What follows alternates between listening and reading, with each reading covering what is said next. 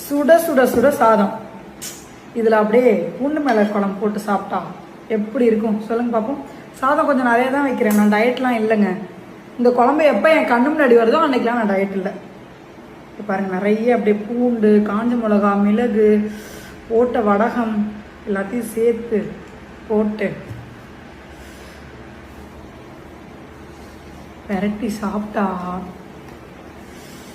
பிறவி பலனையே அடைஞ்ச மாதிரி இருக்குங்க. இதுக்கு பெஸ்ட் சைட் டிஷ் வந்து அப்பளம், அடுத்தது முட்டை, வாயில வேற எச்சுடுதே, அப்புறம் வந்து துவையல். இதுதான் பாருங்க.